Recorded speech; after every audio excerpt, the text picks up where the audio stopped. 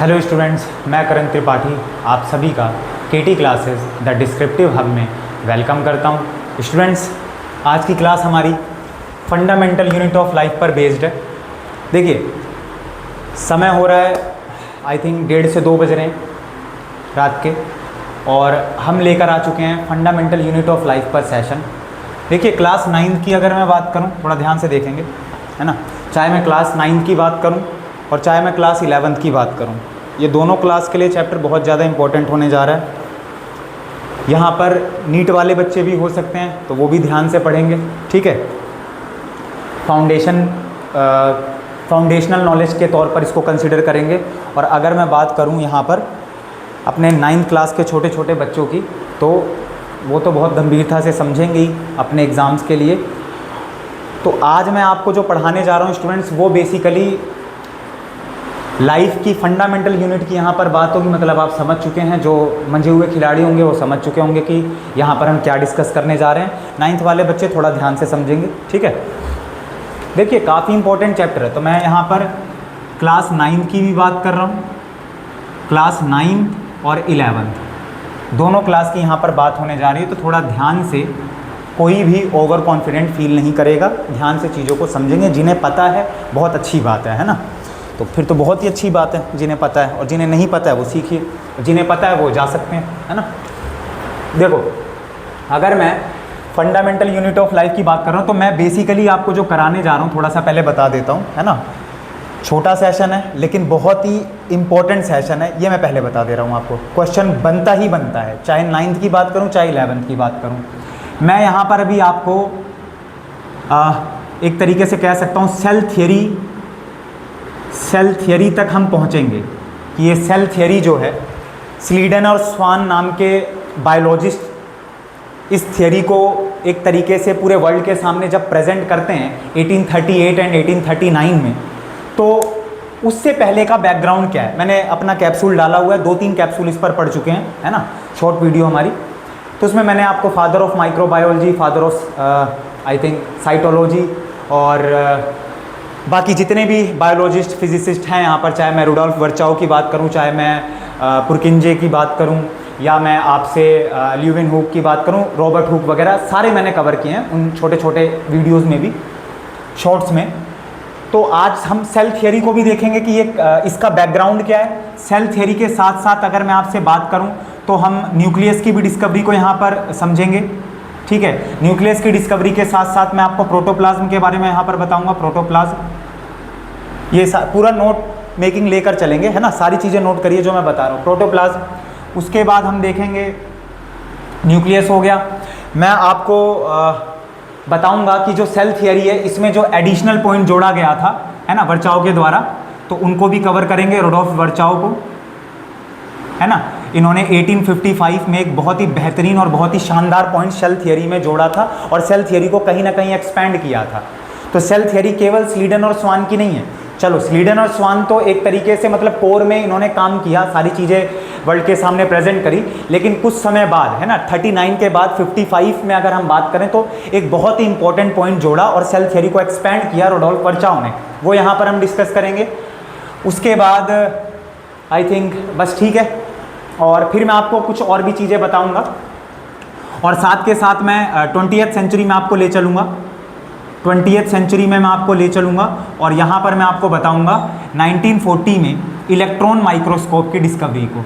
Electron microscope की ये जो डिस्कवरी थी स्टूडेंट्स, है ना, आप सोच रहे होंगे आज की करण भैया ने आज इंट्रोडक्शन नहीं दिया चैप्टर का, सीधे यहाँ पर क्यों आ गए। तो इंट्रोडक्शन यही है, अभी मैं आपको चीज़ें बता रहा हूँ, एक बार यहाँ पर मैं बता देता हूँ आपको कि मैं क्या समझाने वाला हूँ आपको। तो इलेक्ट्रॉन माइक्रोस्कोप की पूरी डिस्कवरी को भी हम समझेंगे कि इस माइक्रोस्कोप ने सेल का जो कॉम्प्लेक्स स्ट्रक्चर है ना, उसको ऑब्जर्व करना, उसको अंडरस्टैंड करना काफ़ी इजी बना दिया इलेक्ट्रॉन माइक्रोस्कोप ने। और सेल, जैसा कि आप जानते हैं, फंडामेंटल यूनिट ऑफ लाइफ की अगर मैं बात करता हूं, तो fundamental unit of life cell है, राइट। लेकिन सेल से भी पीछे सेल की भी कोई फंडामेंटल यूनिट्स हैं क्या? हाँ जी। यानी देखो, अब समझो, ये सारी चीज़ें हम कवर करेंगे। अब थोड़ा ध्यान से अब लेक्चर स्टार्ट कर रहा हूं मैं। जब भी मैं आपसे बात करता हूं, जब भी मैं ऑडियो वगैरह सब क्लियर है? बता देना अगर कोई भी दिक्कत हो। जब भी अगर मैं आपसे बात करूं, जैसे पूरे यूनिवर्स की अगर मैं बात करूं, पूरे ब्रह्मांड की, तो हमें पता है कि करण भैया पूरे ब्रह्मांड की अगर हम बात करें तो फंडामेंटल यूनिट क्या है? Particles, atoms, right. तो उसी तरीके से अगर हम लिविंग कंपोनेंट की बात करें, लिविंग बीइंग्स की बात करें, तो सबसे बेसिक यूनिट जो है वो सेल है। लेकिन आपको भी पता है, अगर मैं, जैसे मेरे सामने चेयर वगैरह है यहाँ पर बहुत सारी, तो मैं अगर एक पर्टिकुलर चेयर अपने सामने बोलूँ, या ये मार्कर है, बढ़िया से एग्जांपल मैं मार्कर पर अप्लाई करता हूँ, ये मार्कर है, ये बहुत छोटे छोटे पार्टिकल से मिलकर बना है ना, और वो पार्टिकल्स क्लोजली पैक्ड है, ये सॉलिड स्ट्रक्चर है एक, है ना, रिजिड है। तो ये जो मार्कर है ये बहुत टाइनी पार्टिकल से मिलकर बना है। टिनी या टाइनी पार्टिकल्स क्या है आपके, उन्हीं को हम एटम्स बोलते हैं, ठीक है। अब वो जो एटम है ना, जो आपका एटम है, तो क्या वही सबसे एक तरीके से पूरे यूनिवर्स की बेसिक यूनिट है क्या? नहीं, वो तो है ही, एटम तो है ही, लेकिन और ज्यादा एक्यूरेट हमें कहना है तो मैं यहां पर कहूंगा कि एटम से भी पीछे कुछ है जो सब एटॉमिक पार्टिकल है। मतलब एटम तो देखो, डाल्टन थ्योरी की जब हम बात करते हैं तो वहां पर बात क्या हुई थी, वहां पर सर डाल्टन का जो एक पॉइंट गड़बड़ कर गया था वो क्या था, और भी कुछ गड़बड़ कर गए थे, और बहुत सारे पॉइंट्स एक तरीके से एप्लीकेबल भी थे और आगे के भी फिजिसिस्ट को हेल्प मिली।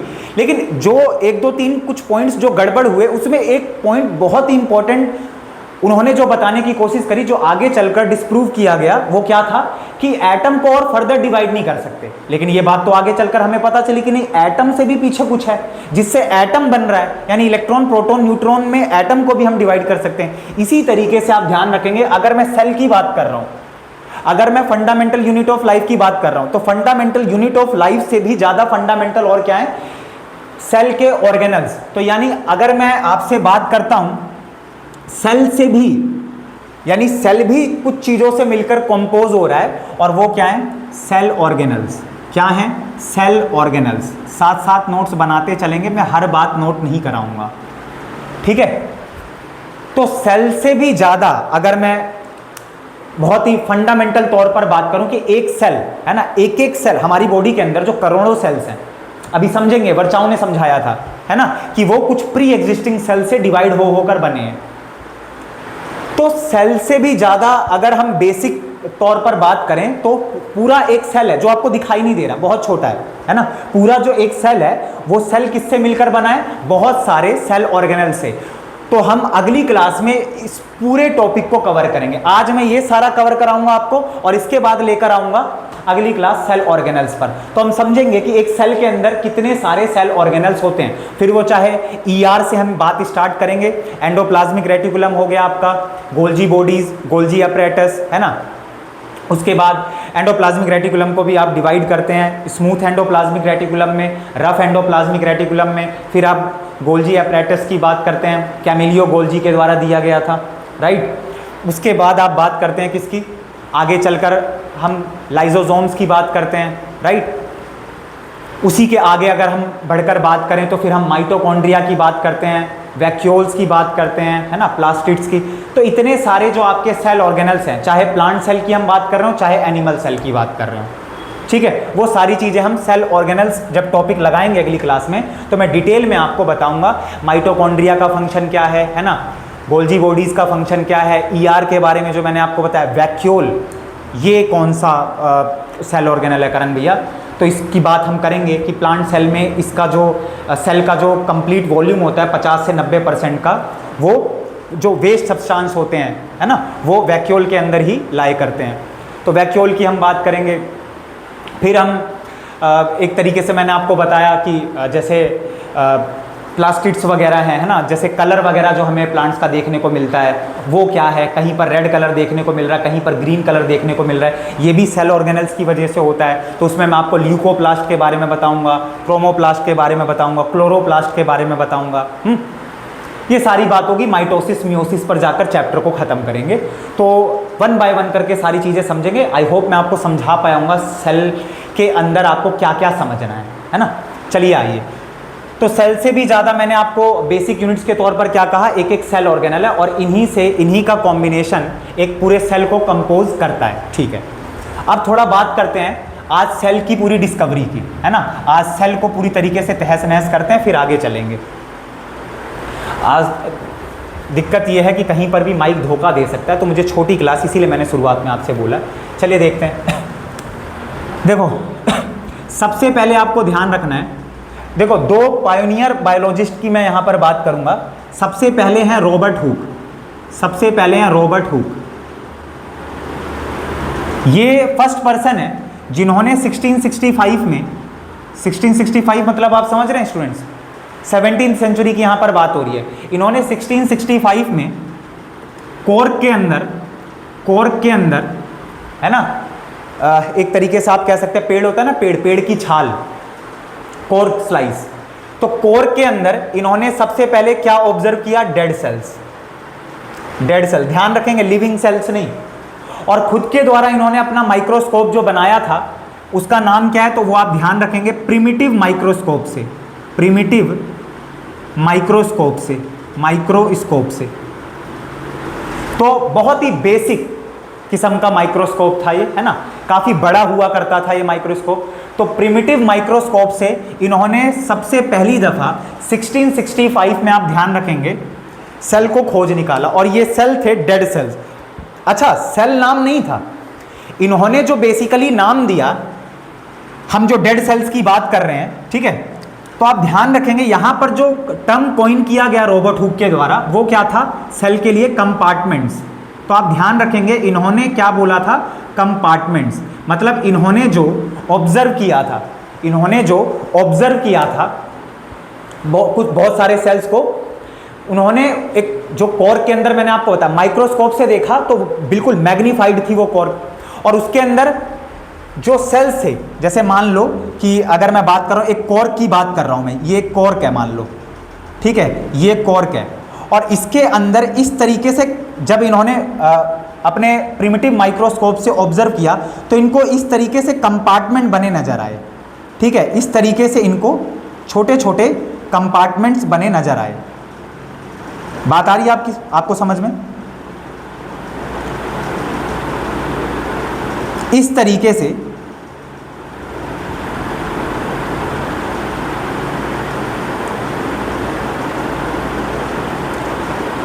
समझ पा रहे हैं स्टूडेंट्स आप? तो कॉर्क को जब प्रिमिटिव माइक्रोस्कोप पर लगाया गया तो इसके अंदर ये जो आप देख रहे हैं, ये छोटे छोटे कंपार्टमेंट्स, है ना, ये छोटे छोटे आप जो देख रहे हैं स्टूडेंट्स, ये कंपार्टमेंट नजर आए, और इन्हीं कंपार्टमेंट्स को क्या नाम दिया गया? सेल नाम दिया गया।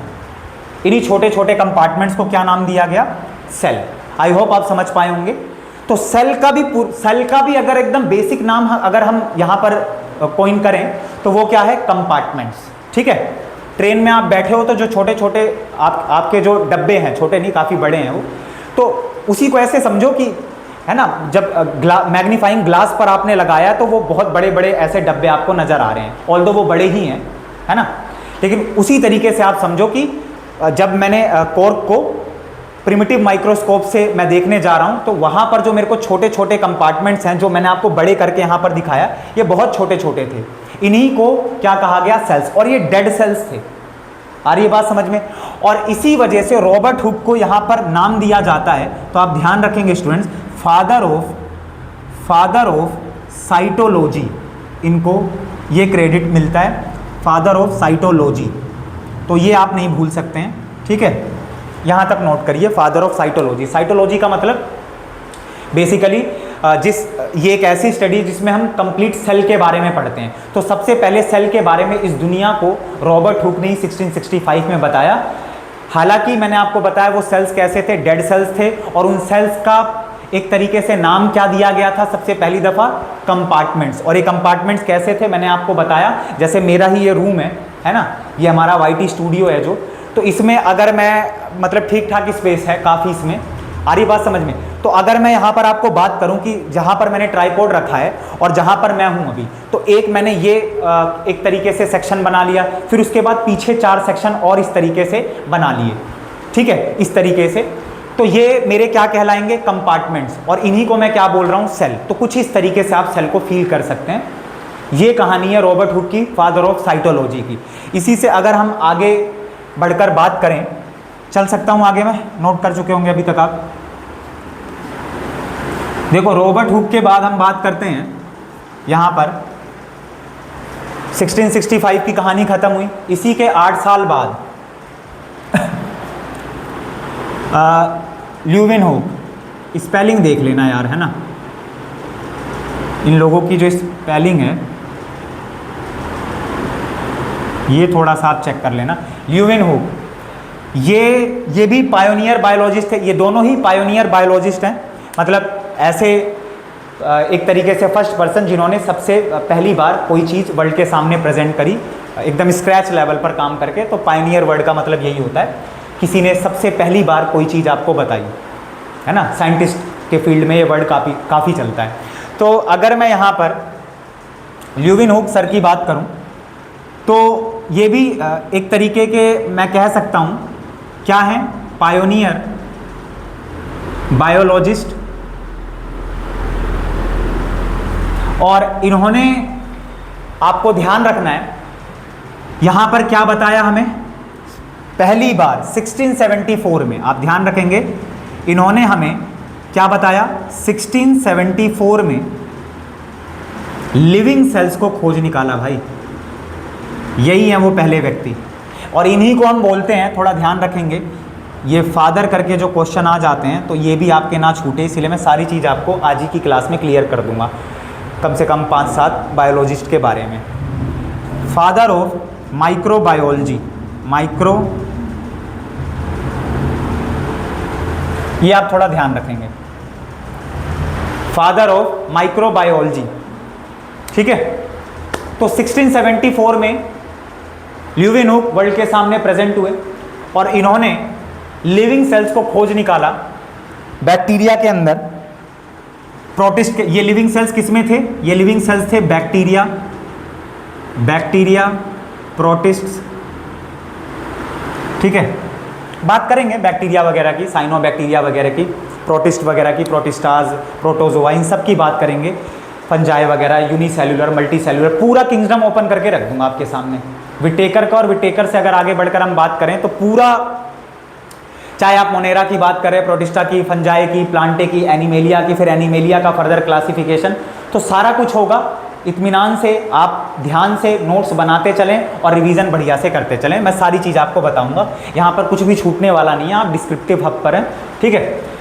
देखो तो लिविंग सेल्स को सबसे पहले, देखो रॉबर्ट हुक के पास किस चीज़ का क्रेडिट है, डेड सेल्स का। ये वो पहले व्यक्ति हैं जिन्होंने बैक्टीरिया प्रोटिस्ट के अंदर लिविंग सेल्स को खोज निकाला। और ये लिविंग सेल्स को इन्होंने किसके अंदर, पोंड वाटर के अंदर सबसे पहली बार, पोंड वाटर आप ध्यान रखेंगे, पोंड वाटर के अंदर ऑब्जर्व किया, ठीक है। इनके द्वारा भी जो माइक्रोस्कोप डेवलप किया गया था वो इन्होंने खुद से ही बनाया था, तैयार किया था। बड़े बड़े माइक्रोस्कोप हुआ करते थे, 17वीं सेंचुरी की बात चल रही है ना। तो मैंने रॉबर्ट हुक के माइक्रोस्कोप की बात करी, वो कैसा था, प्रिमिटिव माइक्रोस्कोप था। और ल्यूविन हुक सर का जो माइक्रोस्कोप था वो क्या था, तो आप ध्यान रखेंगे कैसा माइक्रोस्कोप था, इम्प्रूव्ड माइक्रोस्कोप था, इम्प्रूव्ड, एडवांस एक तरीके से अगर मैं बोलूं इसको तो कह सकता हूं, लेकिन एडवांस माइक्रोस्कोप मतलब 1940 का माइक्रोस्कोप नहीं है। एडवांस इस सेंस में कि अगर हम रॉबर्ट हुक सर से कंपेयर करें तो उनसे थोड़ा सा ये एक तरीके से थोड़ा सा इंप्रूव किस्म का माइक्रोस्कोप था और लिविंग सेल्स को खोज निकाला गया ल्यूविन हुक सर के द्वारा। फादर ऑफ माइक्रोबायोलॉजी, माइक्रोबायोलॉजी का फादर किस लिए कहा जाता है, केवल इसी वजह से नहीं, और भी चीज़ें आगे, तो वो हम जैसे जैसे आगे बढ़ेंगे तो चर्चा करेंगे। अभी मैं आपके दिमाग में क्रोनोलॉजी सेट करना चाहता हूं, तो आप समझ पा रहे होंगे मेहनत उसी चीज़ की मेरी चल रही है, ठीक है। तो उस क्रोनोलॉजी को आप पकड़िए, थोड़ा सा रोड पर चलेंगे तो आपको कॉन्फिडेंस फील होगा कि मैंने आपको क्या कराया आज, है ना। मैं आपको बिल्कुल यहाँ तक लाकर छोड़ूंगा, ठीक है। फादर ऑफ माइक्रोबायोलॉजी को भी हमने कवर कर लिया, बढ़े आगे, और कुछ तो नहीं है इसमें, बस इतना ही है। चलो अब अगर मैं आपसे बात करूं, देखिए यहां पर अब हम बात करेंगे 74 तक तो हो गया। अब इसके बाद आप ध्यान रखेंगे 1670, देखो दोनों फादर कवर हो गए, father of cytology, father of microbiology. अब बहुत समय का गैप है बीच में, यानी अब हमें 19th सेंचुरी में आना है। 17th सेंचुरी में थे अभी हम, 18th सेंचुरी में बेसिकली एज सच चीज़ें हैं, बट अभी आपको ध्यान नहीं रखनी है, आपको सीधे आना है अब 19th सेंचुरी में। और 19th सेंचुरी में भी कहाँ पर, 1831 लगाइए स्टूडेंट्स। 1831 वो समय है जहाँ पर रॉबर्ट ब्राउन नाम के जो आप देख रहे हैं पर्सन, रॉबर्ट ब्राउन नाम एक काफ़ी इंपॉर्टेंट नेम है।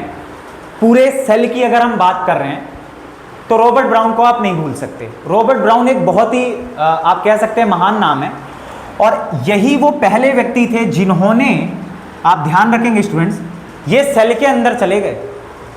देखो, लिविंग सेल्स की बात कर ली, डेड सेल की बात कर ली, रॉबर्ट ब्राउन वो नाम है जो सेल के अंदर जाकर न्यूक्लियस को जिसने खोज निकाला स्टूडेंट्स। यानी न्यूक्लियस की जो डिस्कवरी है, Robert Brown discovered the nucleus in the cell. Cell के अंदर न्यूक्लियस को खोज निकाला इस व्यक्ति ने 1831 में। और आपको मैं थोड़ा सा बता देता हूं न्यूक्लियस के बारे में। आप जानते हैं ये कितना इंपॉर्टेंट सेल ऑर्गेनल है। ये अगर मैं एक सेल बना रहा हूं, ठीक है, ये हमारा एक सेल है, तो सेल के अंदर ये जो आप देख रहे हैं ये क्या है, आपका न्यूक्लियस है।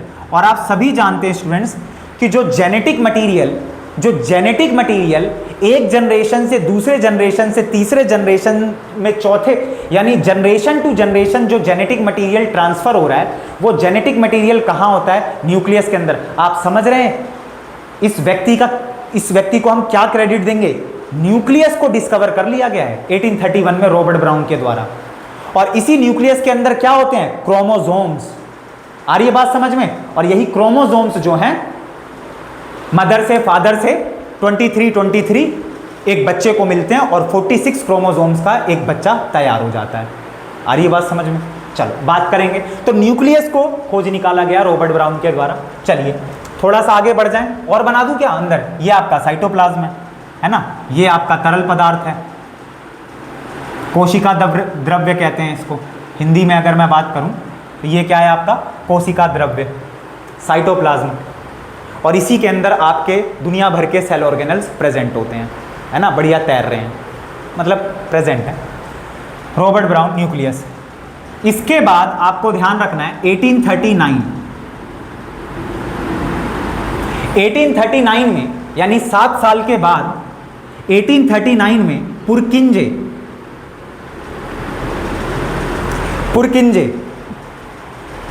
ये वो फर्स्ट पर्सन है जिन्होंने इस दुनिया को ही coined a term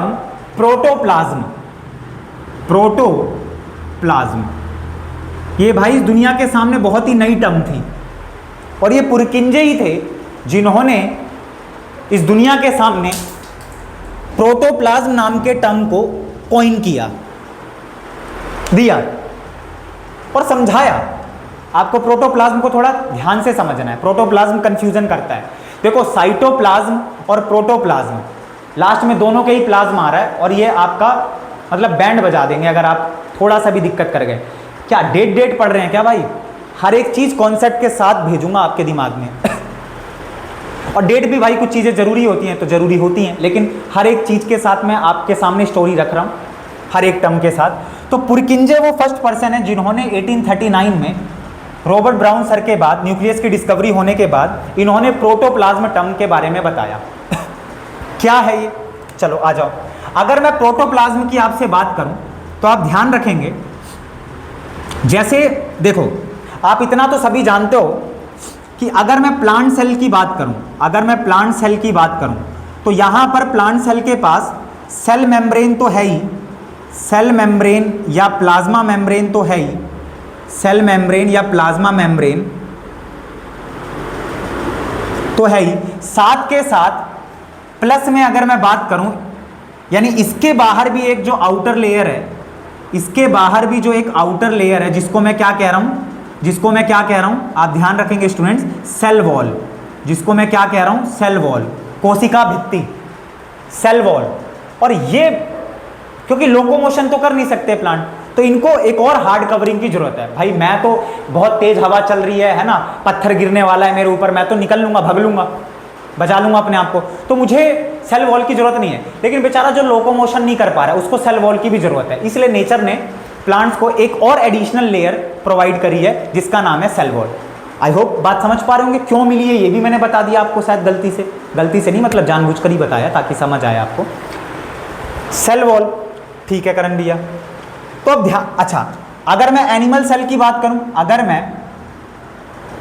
animal cell की बात करूं तो यहां पर जो सेल है इसके पास, मैंने आपको बता ही दिया, मैं भी क्या हूं, ठीक है, हम भी अगर बायोलॉजी के टर्म में बात करें तो एनिमल है, मतलब सोशल एनिमल हम बोलते हैं। तो सेल की अगर हम बात करें तो यहां पर सिर्फ और सिर्फ क्या है, सेल को एक तरीके से अगर मैं कह रहा हूं, सेल की जो आउटर मोस्ट लेयर है वो सिर्फ यहां पर क्या है, सेल मेम्ब्रेन। सेल मेम्ब्रेन बोलो आप या प्लाज्मा मेम्ब्रेन,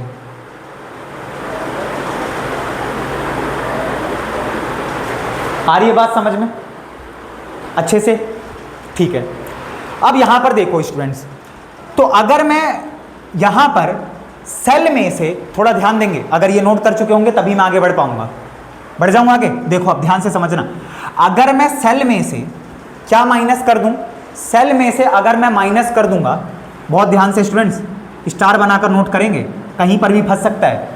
सेल में से मैं क्या माइनस करूं, जिसके पास सेल वॉल है तो सेल वॉल, जिसके पास सेल मेम्ब्रेन है तो सेल मेम्ब्रेन। तो जो मेरे पास टर्म निकल कर आएगी उसी को मैं क्या बोलूंगा, प्रोटोप्लाज्म। आई होप आप समझ पाए होंगे। बोलिए, किसी को इतना सा भी डाउट रह जाए तो बता देना।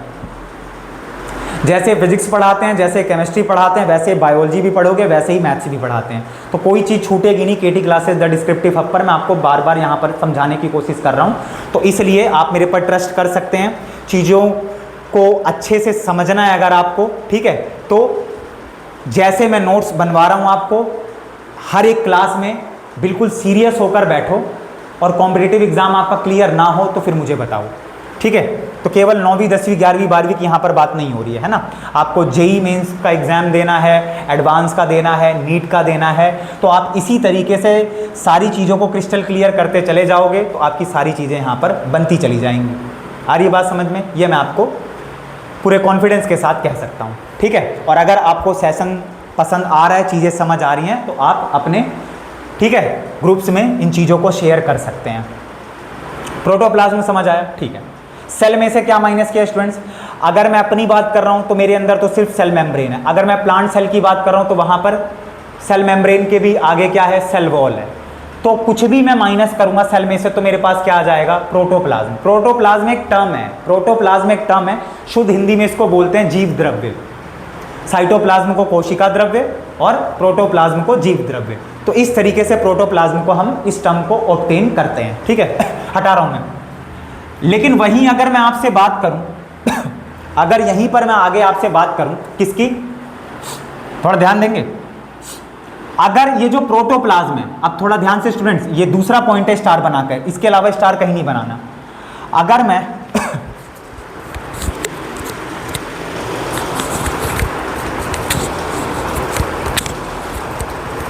चार्ज है, ठीक, अभी है, अभी सांसें बची हैं, अब मेरे को डर है इसलिए मैं अब चेक कर रहा हूँ।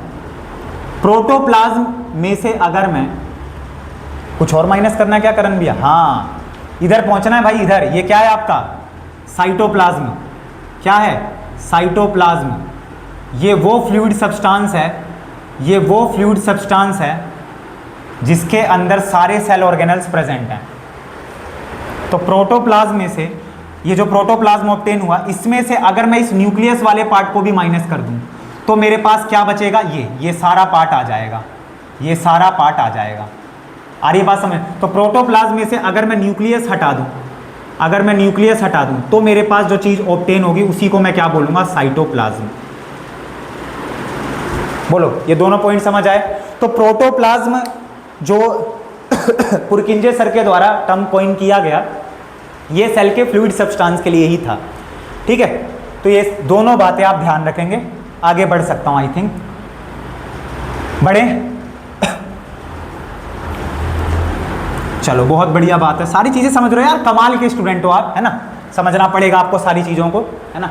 नीट का अगर आपने टारगेट लिया है तो चीज़ों को तो समझना पड़ेगा। 9th भी बहुत बेहतरीन तरीके से करनी पड़ेगी, 10th भी, 11th भी, 12th भी, तब जाके इन चारों क्लास का एसिमिलेशन होता है, नीट और जेई, है ना। आ जाओ, अब हम कहाँ पर आ चुके हैं, 1839 तक बात हो गई, बस ठीक है। इसी क्या कहते हैं समय के दौरान 1838 एंड 1839 ये है वो बायो, अगर इतिहास की हम बात करें, पूरे वर्ल्ड की अगर मैं बात करूं, तो ये 2 साल बायोलॉजी के टर्म में काफ़ी ज़्यादा इंपॉर्टेंट हो जाते हैं, क्योंकि यहाँ पर 2 बायोलॉजिस्ट हैं। 1838 में हम स्लीडन की बात करते हैं या स्क्लाइडन, जो भी आप बोलते हैं, थोड़ा स्पेलिंग देख लेना यार, है ना, अगर गलत हो जाए तो थोड़ा पहले से सॉरी बोल रहा हूँ। 1839 में हम स्वान की बात करते हैं। ये 2 यहाँ पर इम्पोर्टेंट पर्सन है जिन्होंने पूरी सेल थियरी को, आ चुके हैं हम यहाँ पर, बहुत ज़्यादा टाइम नहीं लगाया हमने, इन्होंने पूरी सेल थियरी को वर्ल्ड के सामने प्रेजेंट किया। और सेल थियरी में चाहे आप 9th क्लास की बात करो, चाहे आप 11th क्लास की बात करो, दोनों ही क्लास में आपको 2 पॉइंट ध्यान रखने हैं। पहला पॉइंट है that all plants and animals,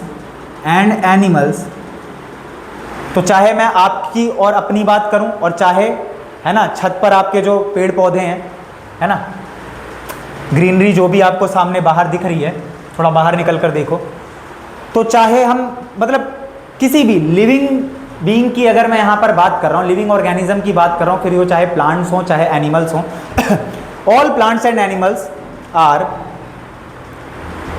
made up of cells. ये बात रखी भाई यहाँ पर। अगर हम बात करें सेल थियरी में, इन दोनों व्यक्तियों के द्वारा सेल थियरी पूरी प्रेजेंट करी गई, और सेल थियरी के अंदर ये सबसे इंपॉर्टेंट पॉइंट है, और इसी से जुड़ा हुआ दूसरा पॉइंट है यार। अब सीधी सी बात है, अगर मैं बोल रहा हूँ कि इस दुनिया की हर एक चीज़ मतलब मैं लिविंग टर्म में बात कर रहा हूँ, है ना, ऑब्जेक्ट मत बोलने लगना कि यहाँ पर हेलमेट रखा है।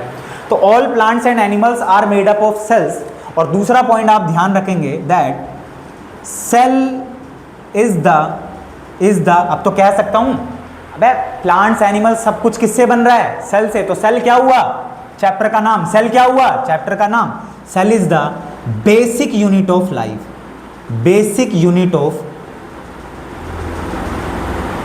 लाइफ, या आप फंडामेंटल यूनिट ऑफ लाइफ बोल सकते हैं। बोलिए, यहां तक किसी को कोई भी दिक्कत, यहां तक किसी को कोई भी दिक्कत?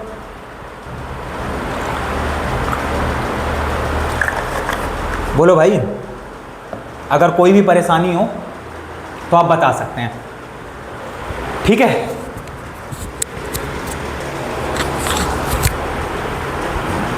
चलें आगे।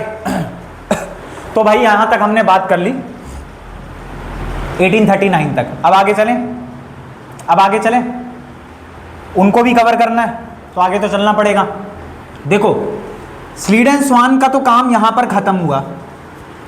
इसके आगे हम बात करते हैं 1839 के आगे, अगर मैं कितने साल और जोड़ दूं, 16 साल, तो 15 साल बाद 1855 में, कहीं कहीं पर 1858 भी है, 1855 में रुडोल्फ वर्चाओ, ये अब मैं कह सकता हूं फिजिसिस्ट, ये वो साइंटिस्ट हैं जिन्होंने he suggested a point to expand the cell theory। ठीक है, इन्होंने बोला देखो यार बात ऐसी है, स्लीडन सर और स्वान सर, देखिए बात ऐसी है कि मैंने भी कुछ ऑब्जर्व किया है, तो आप थोड़ा सेल थियरी को एक्सपेंड करिए। तो रुडोल्फ वर्चाओ वो फर्स्ट पर्सन है जिन्होंने सेल थियरी को एक्सपेंड करवाया। क्योंकि 1838 1839 में जो बात निकल कर आई वो क्या थी कि भाई जो सेल्स हैं बहुत सारे करोड़ों सेल से मिलकर मैं बना हूं, ऐसे ही बहुत सारे सेल से मिलकर प्लांट्स बने। तो इस वजह से मैं कह रहा हूं कि सेल जो है वो बेसिक यूनिट ऑफ लाइफ है। ये दोनों पॉइंट आ चुके हैं। लेकिन वर्चाओ कह रहे हैं, वर्चाओ एक पॉइंट सजेस्ट कर रहे हैं और ये सेल थियरी को एक्सपेंड करना चाह रहे हैं। ये कह रहे हैं देखो भाई ऐसी बात है कि एक पॉइंट जोड़ो, और पूरी रिसर्च के साथ है, ऐसे नहीं कह रहे मेरा मन कर रहा है एक पॉइंट जोड़ो, वह मतलब काम करके। तो इन्होंने एक पॉइंट क्या जोड़ा कि देखो ऐसा है, ऑल सेल्स अपनी लैंग्वेज में इन्होंने बोला था, हम तो इंग्लिश में यहां पर बोल रहे हैं, ऑल सेल्स अराइज फ्रॉम, बहुत इंपॉर्टेंट लाइन थी, पूरी बायोलॉजी को हिला के रख दिया था इन्होंने। All cells arise from pre existing cells, all cells arise from pre existing cells. ये बहुत इंपॉर्टेंट बात थी भाई, ये बहुत इंपॉर्टेंट पॉइंट है, और इस तरीके से सेल थियरी हमारी एक्सपैंड हो जाती है। ओमनी सेलुला ई सेलुला करके यहाँ पर इन्होंने इस बात को रखा, और इसको हम इस तरीके से इंग्लिश में ट्रांसलेट करते हैं, that all cells arise from pre existing cells. Capsule में भी ये मैंने बात बताई हुई है 1855 की, वर्चाओ जी की, कि भाई देखो मेरे अंदर करोड़ों सेल्स हैं। अब ये जो करोड़ों सेल्स हैं ये बहुत ही, अगर मैं पीछे जाकर बात करूं तो कुछ प्री एग्जिस्टिंग सेल से डिवाइड हो होकर करोड़ों सेल्स बने हैं। ये है वर्चाओ सर के पॉइंट का मतलब, that all cells arise from some pre existing cells, और उन्हीं से डिवाइड होकर, इन्हीं प्री एग्जिस्टिंग सेल से डिवाइड होकर ये करोड़ों सेल्स मेरी बॉडी में प्रेजेंट हैं। आ रही बात समझ में? ये मरते हैं और फिर बनते हैं, ये मरते हैं और फिर बनते हैं, है ना। आपकी ग्रोथ वगैरह सब सेल के डिवीजन पर ही डिपेंड करती है। बढ़ जाऊं आगे हालांकि इसमें क्योंकि मुझे बायोटेक भी कराना है आपको, अगर मैं 11 12 की बात करूं, लेकिन अभी मैं बायोटेक नहीं जोड़ रहा हूं क्योंकि मेरे दिमाग में 9th क्लास भी यहाँ पर चल रही है ना, और ये कंटेंट बहुत सारी क्लासेस का है यार, तो हर कोई यहाँ पर बढ़िया तरीके से एंजॉय कर सकते हैं इन चीज़ों को। एंजॉय मतलब बढ़िया तरीके से समझना है आपको, है ना। एंजॉयमेंट का मतलब ये नहीं बस ऐसे करके देख रहे हो, एंजॉयमेंट करो बट मतलब कोई चीज़ छूट ना जाए, पता चले। बढ़ूँ आगे, उड़ा दें बस। तो फिर हालांकि मैं डबल हेलिक्स स्ट्रक्चर वगैरह इन सब की भी आगे, हालांकि 20th सेंचुरी में हम बात करते हैं, बेसिकली 1952 वगैरह में, ठीक है, RDNA टेक्नोलॉजी वगैरह की हम बात करते हैं। तो चलो वो तो आपका अगले से अगला सेशन होगा, उसको डिज़ाइन कर रहा हूँ अभी मैं। अभी आपको इतनी बातें ध्यान रखनी है बस। अब मैं जा रहा हूँ सोने। एक बात और बता दूँ आपको ताकि कोई बात आपकी छूटे ना। क्या छूट रहा है आपका? इलेक्ट्रॉन माइक्रोस्कोप, ठीक है। देखो इसके आगे अगर मैं यहाँ पर आपसे बात करूँ तो 1940 बस इतना ही है, सेल्स के बारे में बेसिकली इतना ही है। अगर मैं आपसे 19th सेंचुरी की बात कर रहा हूँ, हम कहाँ तक आ गए थे? 1855 में। अब आप आ जाओ 20th सेंचुरी में और थोड़ा सा आगे आओ 1940। ये वो साल है भाई जहाँ पर मैंने आपको क्या बताया, discovery of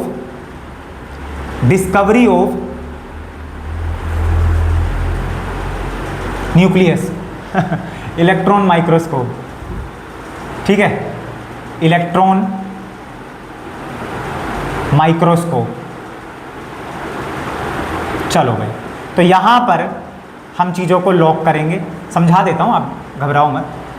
discovery of electron microscope की जब हम बात करते हैं तो ये बहुत ही खास किस्म का है ना। आप क्या कहते हैं, अमेज़ॉन वगैरह पर भी देख सकते हैं इलेक्ट्रॉन माइक्रोस्कोप वगैरह को, गूगल पर सर्च करके देख सकते हैं। तो इलेक्ट्रॉन माइक्रोस्कोप बहुत ही हाई डेफिनेशन माइक्रोस्कोप होते हैं। तो इसकी डिस्कवरी ने लिख लो अगर लिखना है आपको, तो सारे पॉइंट्स बना रहे हो तो। इलेक्ट्रॉन माइक्रोस्कोप की 1940 में जो डिस्कवरी हुई, इसने electron microscope helps to understand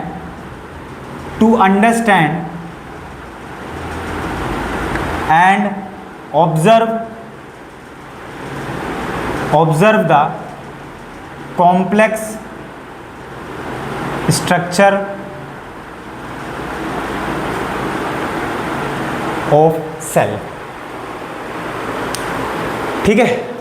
तो सेल की पूरी कॉम्प्लेक्सिटीज जो हैं, कैसे भैया सेल तो बहुत सिंपल है, छोटा सा, अबे छोटा सा है, इतना दिख भी नहीं रहा है, अपने अंदर समझ रहे हो कितने ऑर्गेनल्स को छुपा कर बैठा है।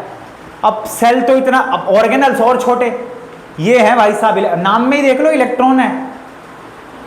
सब एटॉमिक पार्टिकल का एक मतलब माइक्रोस्कोप का नाम ही सब एटॉमिक पार्टिकल पर धर दिया गया, इलेक्ट्रॉन माइक्रो। अब आपको भी पता है इलेक्ट्रॉन कितना छोटा सब एटॉमिक पार्टिकल है एटम के अंदर। तो आप सोचो कि ये पूरे सेल ऑर्गेनल तक को स्कैन करके रख देगा।